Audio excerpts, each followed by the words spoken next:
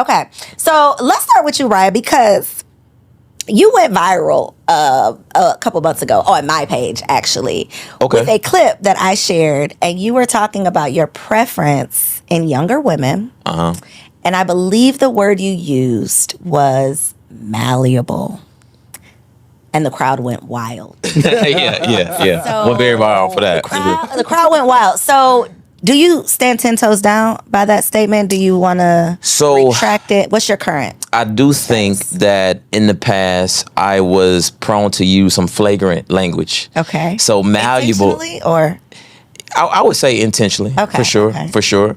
But now that I've matured over the past year or so, I do tend to change my language. So in this case, my preference is not necessarily younger women. Okay. Well, now it's kind of in that mid-20s range. Okay. You know, and not malleable, more of coachable. Now, this is the thing. Coachable can probably still be seen as offensive.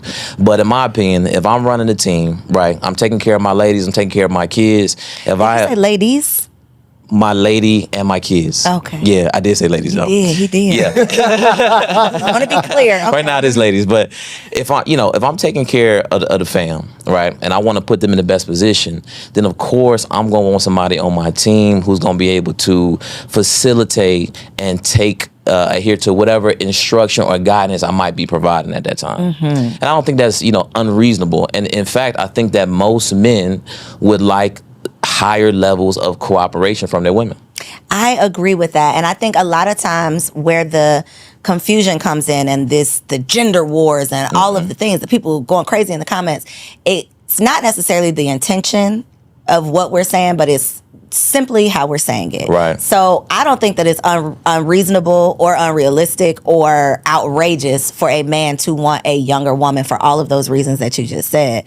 But when it's presented in the sense of I want a woman who I can mold, which is basically what malleable means, like I can bend you and and bend you out of shape and you ain't gonna break. Basically, I think that terminology was just like, well, damn, you gon' like that is almost. In the same vein as like grooming, I think is what people were taking it as. I mean, the levels and the response that we got from it, the level of virality was really insane, but it's understandable, right? You think about, it's been years, hundreds of years, where men have led through domination, right? Rather than masculine leadership.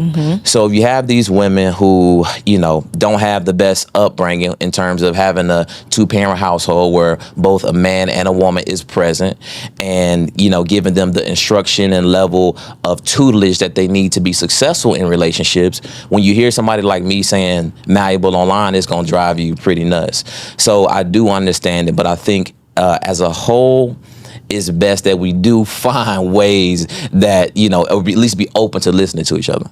100%. And I think that's the beauty behind the way that podcasting is taken off. It's like you don't have to be this person to have a voice, to bring some value. And podcasting, I think, is allowing us to be able to do that. Right, for sure. What's your preference, Tashawn? Malleable women or no? That word malleable is so tricky, because it can be taken so many different ways. And I just want to say, when we first started the show, it was like straight barbershop talk. If most women sit in a room with men talking, most women would be offended. For sure. That's a big fact. In our just casual conversation. But because I know ladies are sitting here watching this conversation, I will not say malleable. But I think a woman that is willing to listen, right? That is willing to be open to guidance, to instruction, that's not so stuck in her way, has a wall up where she can't take instruction or leadership from someone who's qualified to lead.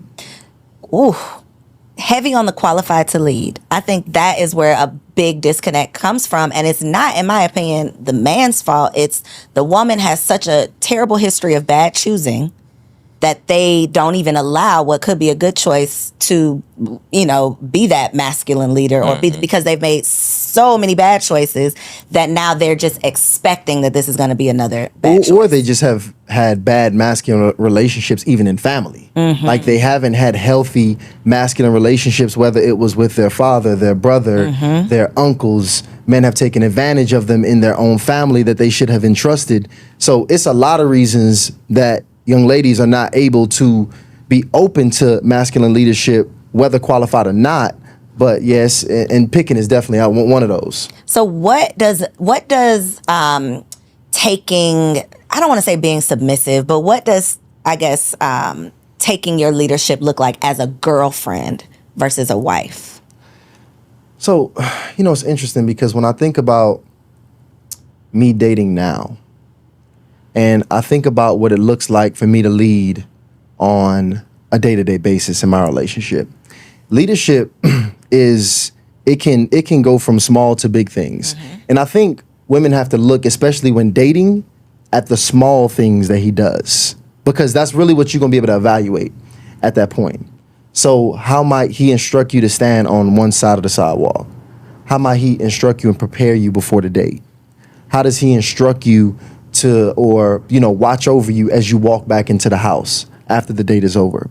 Like, it's just really small qualities that you have to evaluate in him to see if that leadership is there, to see if he's like providing that realm of security and safety around you.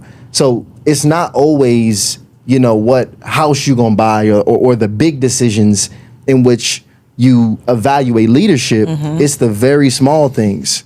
And that's what it looks like in dating for me on a day-to-day basis. I feel like you're always providing a level of leadership. Like right now, the young lady I'm dating was looking at purchasing a home, and I have a real estate background.